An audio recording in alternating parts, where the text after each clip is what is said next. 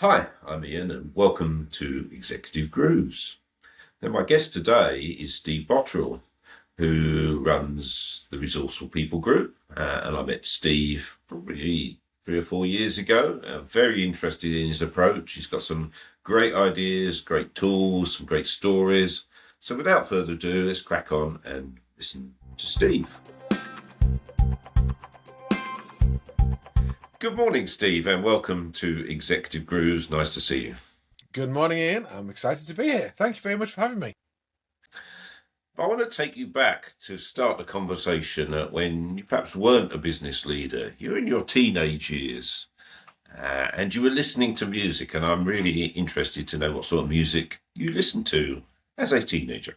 Oh, well, there's some embarrassment in here. I have to be honest here, Ian. So, I'm going to start off strong. Queen, obviously. It's Kind of Magic, Invisible Man, Bohemian Rhapsody, fantastic. ELO, loved ELO, particularly the Time album. That was great. But then I start veering off into some slightly weirder areas, such as Debbie Gibson. Electric Youth, Shake Your Love, and all those. I had a bit of a crush on there, I'll be honest with you, as a teenager. So there you are, that's my embarrassment over with. OMD, I liked OMD as well. OMD. So what was it about that sort of music? Well, I mean, I am a keyboard player, play a few other instruments too, but the synths and all that area, what heavily connects all that music together is a fair bit of synths, and not a band as such, but somebody that I used to love listening to was Jean-Michel Jarre too, and his work. So that's the whole use of synths, and really just expanding the whole genre of music at the time. But good fun, and of course, we pretended to have our own bands, and I had my own band for a very short period of time, but maybe that's another conversation. Be embarrassing. So let's wind the tape forward, and you're now a leader of business, very successful business, if I might say so. Thank you. So what was the journey, and what is the business? Thank you. Well, so I knew from a very early age, I grew up on a farm in the middle of nowhere, that farming life, although I appreciate the hard graft that went into it, that wasn't a life for me. So I decided, I was a salesman before I went to university. I used to sell musical instruments for a living, really nice ones, hence the love of synths and things like that. But then I decided that HR was my career. So I went into HR organizations, working for a lot of large American companies, and I spent, out of my 30 plus years career, about 22, 23 in large US corps, globally, creating HR, value-adding HR, human resources. So I did that across, based in the UK, but ranging from the west coast of America through to Australia, Sweden, down to South Africa, working with some fabulous people and teams and products. But then 2022, due to a number of events post-COVID, I decided it was time for me to leave that, and it was my decision to leave that and set up my own business, the Resourceful People Group. And we're a HR consultancy. We call ourselves HR with a twist. And that twist is fundamentally this, that HR shouldn't be just a protect department, which lots of HR people think we should be. Yes, protect is important, but we need to be value adding. We need to look at how do we enable and support organizations to become more successful. So our twist is we're here to be value adding, enabling and supporting and protecting organizations to become bigger, better, stronger. Those organizations require teams. So we work with teams, and those teams need people. So we work with individuals too. So individuals, teams, organizations, HR with a twist, the Resourceful People Group. So I remember the first conversations that we ever had together, and I, like you, come from a background working in very large corporate organisations. We did a lot of outsourcing, a lot of transformation, Yep. and in a corporate, there is a vital role and a very strong HR community that focuses on that resource, which is people, which is key to any business. Yep. But now I think you and I find ourselves in the world of small business where that level of HR isn't necessarily as strong, and it does tend to focus on the protect side or on the transactional side and not the value adding side. So tell us a bit more about how Resourceful People Group focuses on that side for small businesses. Great question. And I think, yes, those large organizations, but I think sometimes those large organizations can get lost in their own tech side themselves. So that they focus on process and policy and procedures. And so whether we're small, medium, or large, it's how do we help through team effectiveness, individual coaching, mentoring, but also looking at, for example, like entrepreneurs, looking at how do we help them become better leaders. It's quite likely entrepreneurs possibly haven't had much management leadership experience themselves before. They've been best at doing something they've done. In fact, one of my first clients, a very good client and friend of mine now, he owns a document management company. He was a technician and he grew and into those areas, and he just needed a bit of help and support. So that was the kind of the beginning of that. But we do more things like such as communication skills, building emotional intelligence, working with small teams.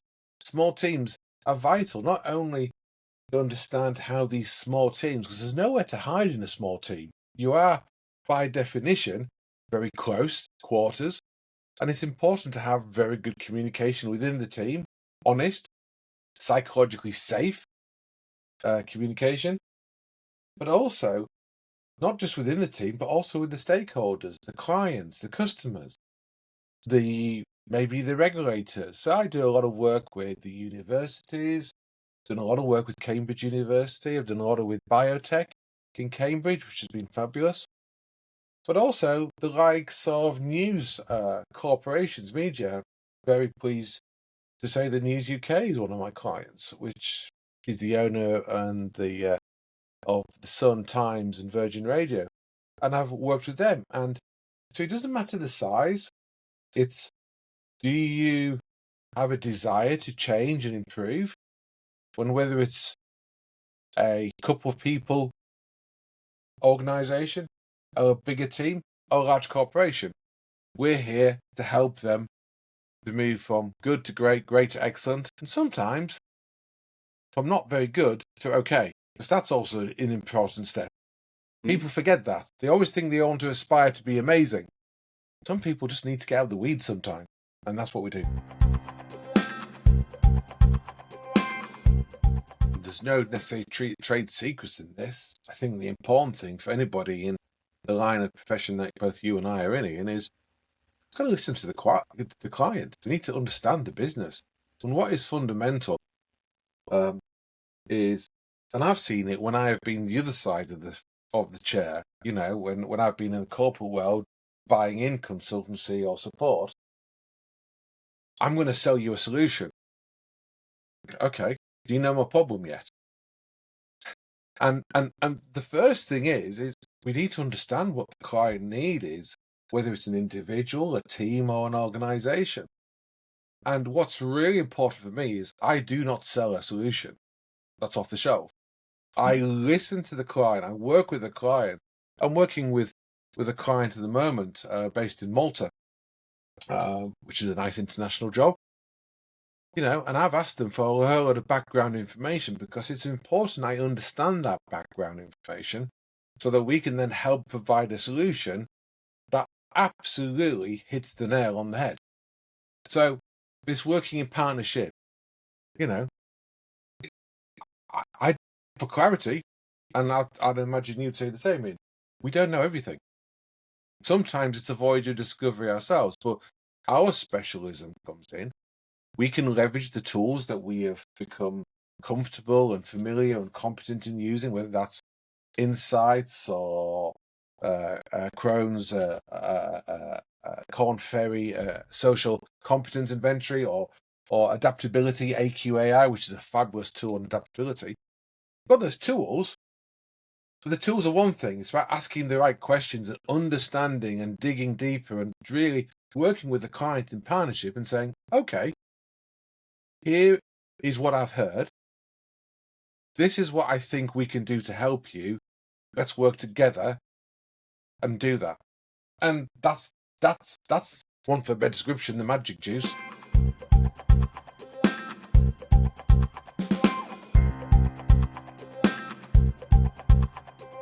Most common problem you face? A common one is people's desire to transmit and not listen.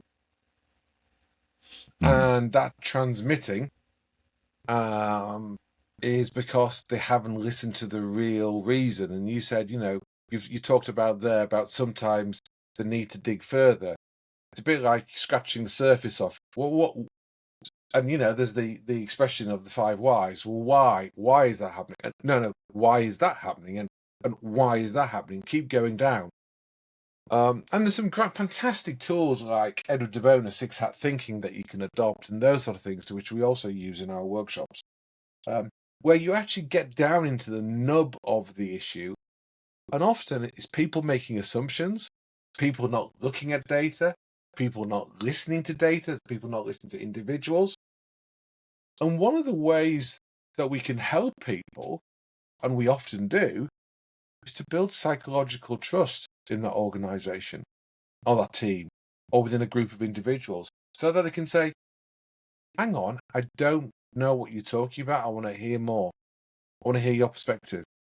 It's okay for you to be different to me and have a different perspective, because that diversity of thought, that information, that will generate a much stronger and much more robust solution than everyone going, yeah, we all agree with this solution and not thought about it. That diversity and breadth of thought will create a much stronger team solution. And that's one of the ethoses that we live by within RPG. What's the toughest experience where you've worked with a team, you can see that they need something, but the leader can't? It was actually interesting. It was one of my first few jobs in 2022 when I created RPG. I was working with an organisation and we were doing some emotional intelligence.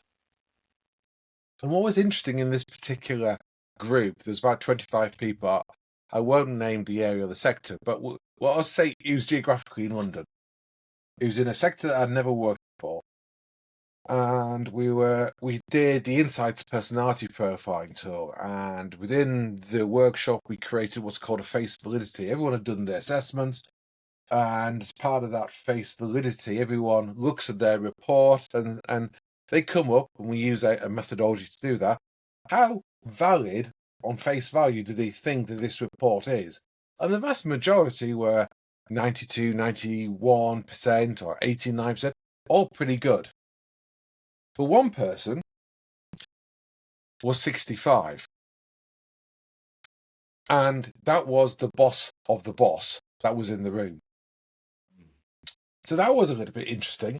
Everyone else in the room thought their reports were spot on, or near enough. But the boss of the boss didn't. And they said it's 65%. And first of all, Insights is about building self-awareness. So there could be, but also you complete it yourself, the assessment. What was interesting, the individual concerned, the lady, started saying, it's wrong because it says this about me, and it says this about me, and it says this about me. I said nothing, actually. The rest of the group go, actually, we can see that. And so, in fact, it was the group themselves came up and gave the feedback to the boss, and I just provided the space. So that was, shall we say, the most interesting one. And sometimes, I mean, one of the tools that we have that we've created ourselves, in fact, it's called the Growth Mirror Guide. Sometimes for us, it's about creating a mirror and helping people with the reflection and showing, here's what this looks like. Tell me, what do you see in the mirror? And let's see whether we think that's consistent with everybody. And Jahawa's window, for those that know it, talks about the known knowns and the known unknowns. And as Donald Rumsfeld once said, the problem are the unknown unknowns. And sometimes we don't know our own blind spots. Indeed. And we gently just need to tease them out without conflict, but we get there. So if you could give one piece of advice to the owner manager of a small business that would save them months of pain with problems that they're having, problems that they might have, in order to get the best out of individuals and teams, what would that advice be? Self-awareness. Self-awareness. Be better at that, and that could be through emotional intelligence or adaptability. And why is that important is that sometimes we need to be more curious, which then links on to this concept of unlearning, which I think is a fabulous concept. And it's a concept to which Ross Thornley and Mike Raven in the AQAI community of our adaptability. And for those that are interested, happy to share more about that adaptability world. It's not about being an expert in everything, because I can assure you, and I imagine you would say the same, we're not experts in everything, by definition. So what would be the most important lesson that you've learned in your career as a personal lesson, not a business lesson?